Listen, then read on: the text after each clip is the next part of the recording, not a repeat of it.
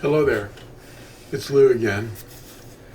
Let's see what we can figure out about wisdom today. Wisdom is something that is mentioned at Revelation 13. And wisdom is required to interpret or calculate the number of the beast, or the mark of the beast. The mark of the beast, what is that? Well, we talked about it in a couple of videos in the past, recently even.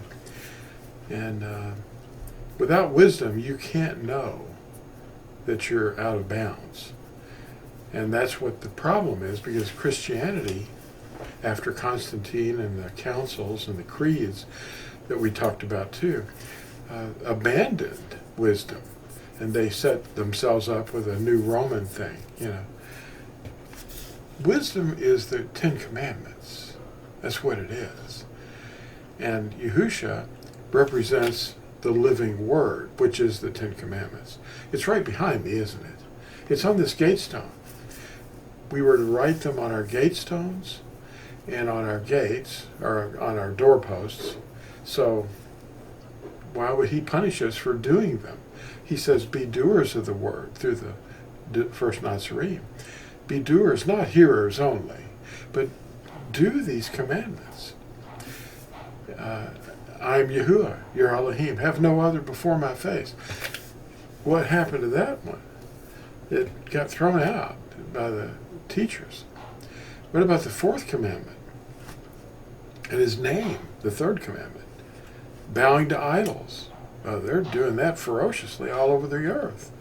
They're bowing to all kinds of idols. That's the second commandment. You're not to bow to idols. And the fourth commandment is to rest on the seventh day. It's mentioned in Hebrews 4. There remains a Sabbath keeping for Yahuwah's people. It didn't speak of another day, and it doesn't represent something intangible. It's a real thing. We stop our buying and selling, and that's mentioned in Revelation 13 too. If you're buying and selling on the Sabbath, then you have the mark of the beast. That's what it means, but they don't get it. I have a few notes here concerning wisdom. Wisdom calls. That's what this video is called. And I'm going to mention some things that Proverbs 8, which discusses wisdom. It's a personification of the Torah, and it's a woman, described as a woman. Proverbs 8:33 through 36. Let me put on my goggles. It says, and I want you to also read Deuteronomy 6, which is, of course, the commandment to write them on your doorposts and on your gates. This is Proverbs 8, beginning at 33. Listen to discipline and become wise, and do not refuse it. Blessed is the man who listens to me, watching daily at my gates. There's a gate stone. Waiting at the posts of my doors. You wrote them on your doorposts.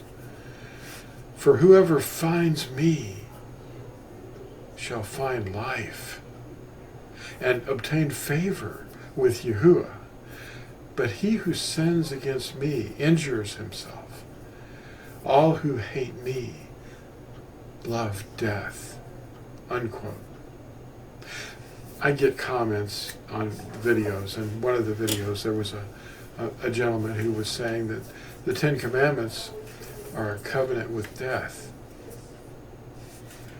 They're reading Paul's words incorrectly. Paul justified obedience.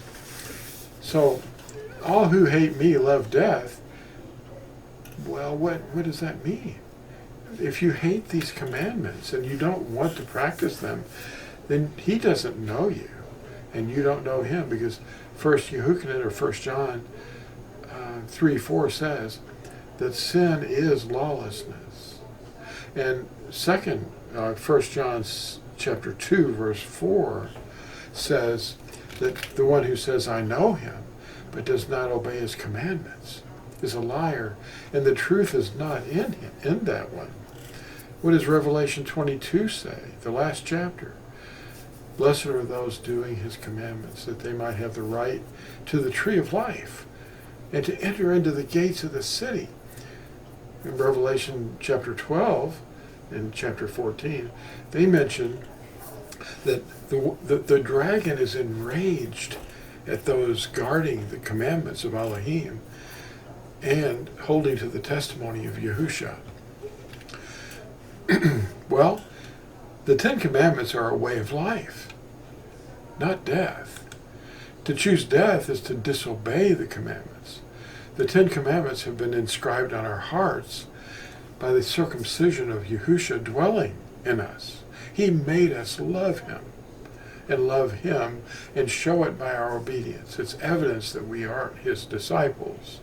If you abide in my word, you are truly my disciples, and you will know the truth, and the truth will set you free.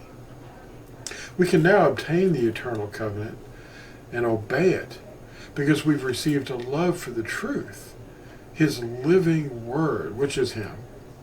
Yahusha is the helper. He's the counselor. He's the paracleto that comes along and helps us understand and receive an understanding of the scriptures so that we can understand what he wants us to do and live by.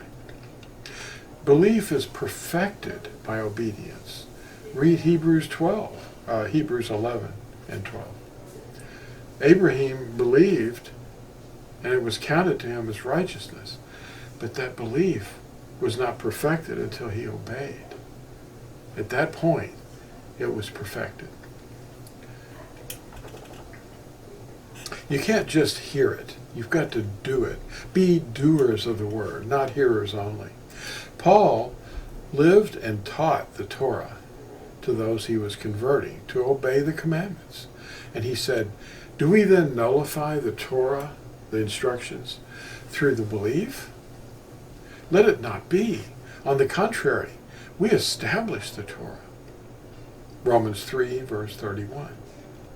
Yahusha is coming to destroy the works of the devil. That's disobedience and sin. Yahusha did not come to destroy or annul his commandments. And he told us so. Sin is lawlessness. The Mashiach and the anti-Mashiach can be compared. The true Mashiach lived by and taught the Torah and the festivals. Those are the annual observances. He was in all of those. Passover, unleavened bread, and we have first fruits. He's the first fruits. He's in all of the commandments. And he poured out his Spirit on the day of Shavuot, which is the giving of the Torah celebration. And then the fall festivals, we have the ingathering. He observed the weekly Shabbat. He ate only food that was set apart by the word. He came in his Father's name, Yahusha. He spoke his Father's words. And he said, in the Torah, it says, do not add or take away from the word of Yahuwah, but live by every word that proceeds from the mouth of Yahuwah. Now, these are words Yahusha spoke himself. The anti-Mashiach will teach something else.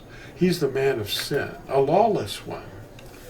For he's the followers of the anti-Mashiach, and there are many anti-Mashiachs, the ones that live apart from Yahusha. The followers of the anti-Mashiach claim the Torah is done away with, and he changed the Torah. He made the Sabbath go away, and he set himself up a new Sabbath on the first day of the week. And that began with Constantine's edict in 321. He changed the Torah. And the anti-Mashiach teaches to eat the unclean and to profane the Sabbath. And that would be under the name J-E-S-U-S. Now that's a false name. It's not even 500 years old. And it has no meaning in any language. Well, it might. If you want to stretch it a little, it could mean, it could be the Greek deity, Zeus. If you read Yirmiyahu 31, verses 33 through 38, Yahuwah is saying something. He says, "For this is the covenant I shall make with the house of Yisrael after those Yomim days," says Yahuwah. "I will put my Torah in their inward parts and write it on their hearts. And I shall be their Elohim, and they shall be my people.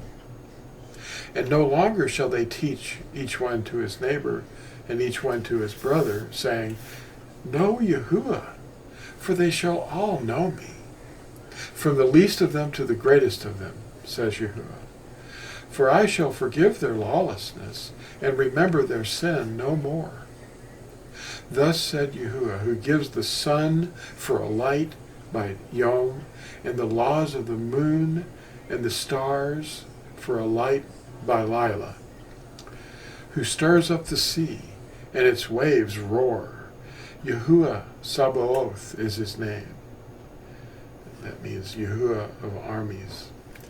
He says this, "If these laws vanish from before me, says Yahuwah, then the seed of Yisrael shall also cease from being a nation before me forever. Thus said Yahuwah, if the Shamayim, the heavens above, could be measured, and the foundations of the Eretz searched out, the Eretz is the earth, I would also cast off all the seed of Yisrael for all that they have done, says Yahuwah. Heaven and earth may disappear, but my word will never disappear. Obey the eternal covenant of love. Learn how to love. Baruch haba b'shem Yahuwah. Thanks for watching.